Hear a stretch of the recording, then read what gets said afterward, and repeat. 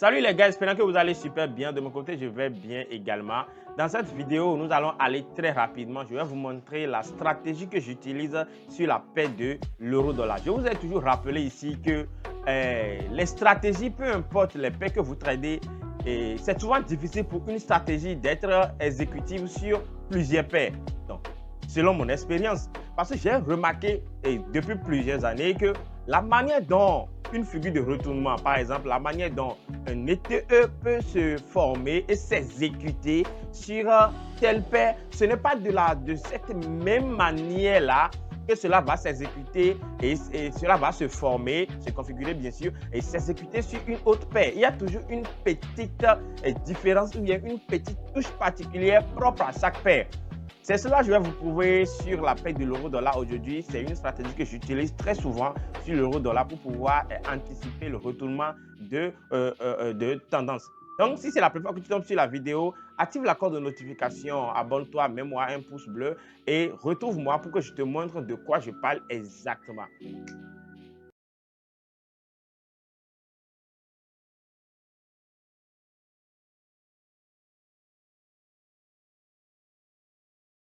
Alors les amis, très rapidement, comme je vous avais dit, je vais vous montrer cela très rapidement.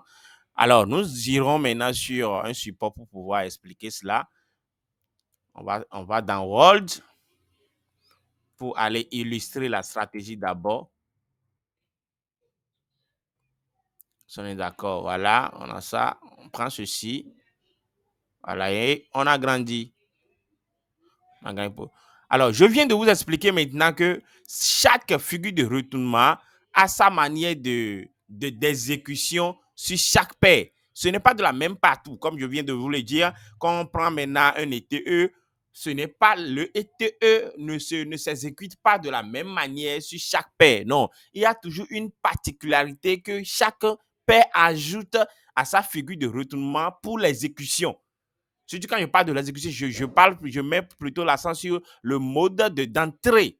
Mode d'entrée. Est-ce qu'on est d'accord? On vous a appris de façon générale qu'il faut attendre que si ça casse, quand le TE casse, c'est la ligne de coup, alors il faut se positionner. D'autres vont vous dire que quand ça casse la ligne de coup, il faut attendre un pullback avant de se positionner. Mais ici, sur la paire de l'euro-dollar, il y a une autre réalité. Suivez bien. Vous avez remarqué que ici sur le TE qui doit se former, le TE qui doit être considéré sur la paire, ça doit être un ETE rangé. Quand je mets dans l'ETE rangé, le TE doit se former comme ça. Il doit avoir un premier range et après maintenant, on aura maintenant l'épaule et après, on aura maintenant la tête et maintenant, second épaule rangée comme ça. Ranger, comme ça. Ranger, voilà, ranger. Voilà. Voilà. Si vous n'avez pas ce second range que je suis en train de dessiner ici, si vous ne l'avez pas, ne vous positionnez pas. Ce n'est pas une figure de retournement qui ira loin. Est-ce qu'on est d'accord? Il faut obligatoirement attendre maintenant cette figure de retournement-là. Alors, comment il faut vraiment se positionner? Pour se positionner maintenant, après avoir attendu cela et que vous allez commencer par remarquer que voilà, le range s'est vraiment formé. Alors, il faut maintenant bien le tracer. Il faut bien le tracer. Est-ce qu'on est d'accord? Voilà le second range qui est là. Et si vous avez maintenant, vous allez maintenant prendre le truc là pour tracer, pour tracer maintenant le tout comme ça. Vous tracez le tout comme ça. Voilà. Voilà. Pour pouvoir bien scinder les deux rangs de l'autre côté. Et maintenant, il faut attendre maintenant pour prendre la position à ce niveau. La position doit être prise à ce niveau. Voilà. Vous devez chercher un moyen pour prendre la position sur maintenant le support qui est ici. Ou même bien, vous attendez clairement un autre faux cassure, une bougie qui va venir casser ce support-là. Mais c'est un faux cassure parce que la bougie n'ira pas loin. Et lorsque ça va casser, vous allez voir que le second, une seconde qui va vouloir se former, lui va vouloir réintégrer en même temps le range. Et lors de la réintégration, vous vous positionnez quelque part là. Voilà, ici, position. Voilà, position ici. J'espère que vous comprenez. Et maintenant, votre stop maintenant serait mis maintenant quelque part ici, en bas du faux cassure. Ou bien vers le milieu de la tête. de la figure. Quand vous positionnez comme ça, vous allez remarquer que le marché va évoluer correctement et vous n'aurez pas de violentes sorties qui vont venir, des bougies qui vont faire sortir. Non, et tout va bien évoluer comme prévu, doucement, doucement, doucement, doucement, et on ira jusqu'à la hausse.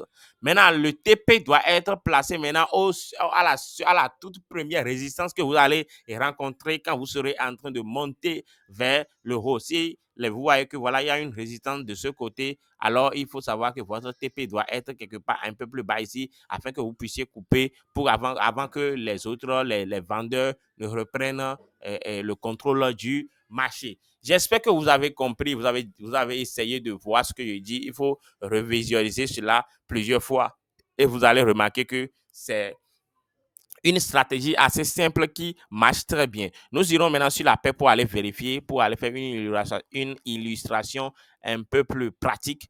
Voilà, nous sommes sur la paix de l'euro-dollar ici. Je vais un peu dézoomer un peu. Ouais. Voilà ce que j'ai eu maintenant à faire, la position que j'ai eu à prise uniquement le vendredi passé. Aujourd'hui, nous sommes lundi. Est-ce qu'on est d'accord? J'ai bien repéré le range. Vous allez remarquer avec moi que nous avons eu un premier range. Après, nous avons eu une tête et nous avons eu maintenant un second range, comme bien tracé ici.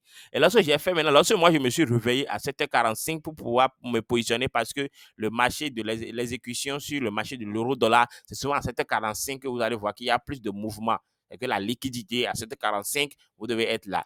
Sinon, c'est là, c'est en ce moment que vous pouvez trouver d'opportunités, vous pouvez choper des bonnes opportunités sur la paix.